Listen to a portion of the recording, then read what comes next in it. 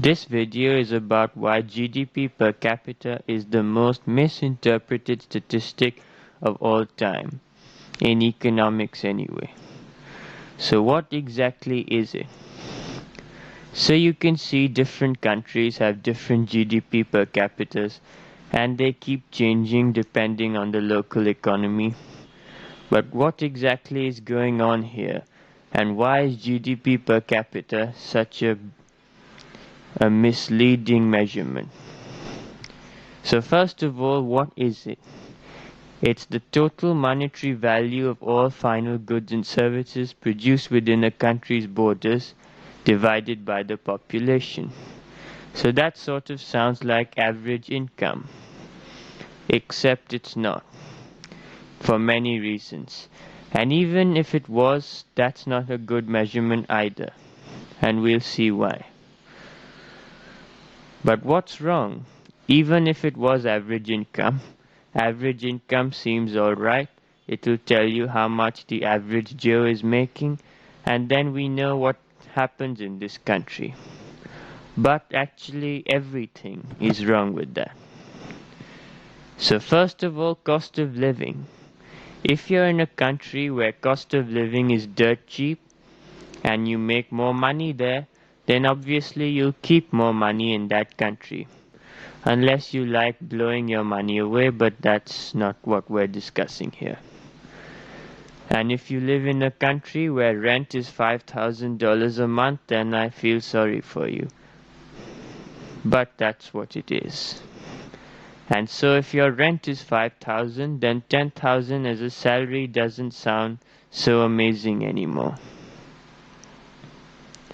So that's why cost of living makes a big difference in GDP calculations, or should do anyway.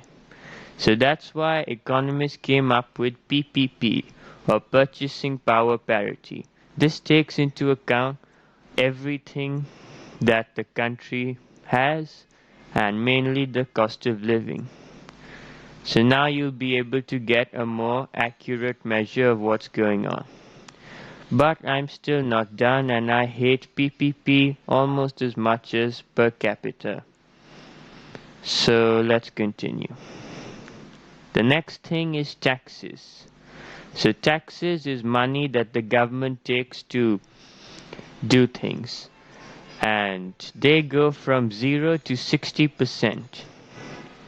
So there's a huge difference between all the countries. For example, we have Qatar, which takes 0%.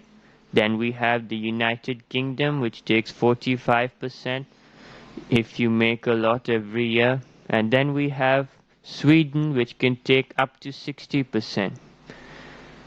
Now, tax codes vary from country to country, and some are progressive, some have a flat rate. That's not the topic of the video, but the point is, not accounting for taxes leaves a big hole in your calculations. So that makes everything wrong. And so basically, making double in Sweden is the same as making half in Qatar, if we ignore all other factors. But we're not even done yet. In fact, I think I'll write a multi-volume book sequence on this. So the next thing is GINI. So what's GINI? So remember it as GDP per capita is nonsense index. So basically, the higher your GINI, the more useless GDP per capita is in telling you what's going on with the average Joe. But what really is GINI, and why is it so important? So GINI basically measures inequality in a country. So how does that work? Let's imagine that there are 9 people and 1 very rich person. So the 9 people make 100,000 a year, and the rich person makes 10 million.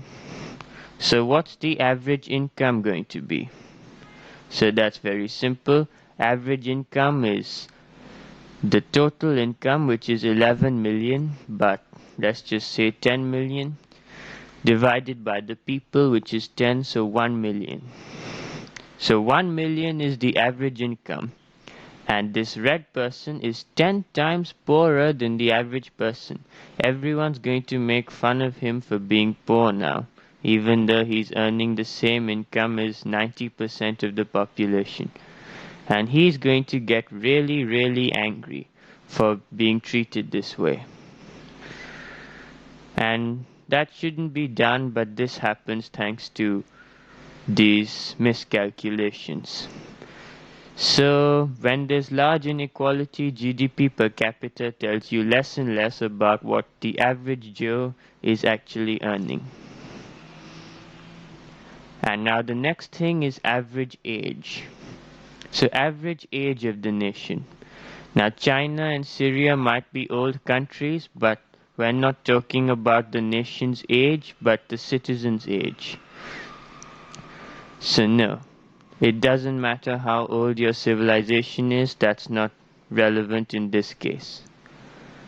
So let's say that one country has a lot of young people and another country is full of old people. Then the country with older people should be richer. Why? Because Mr. McGreen Capital's son here takes time to build empires. So you won't build a multi-billion-dollar business empire overnight, and so therefore chances are this man is much older than the average person. And this is a general statistical trend.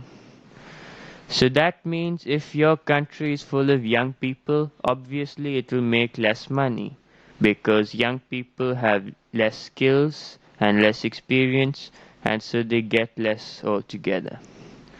Now I'd like to talk about a lot more, but this should do for part 1.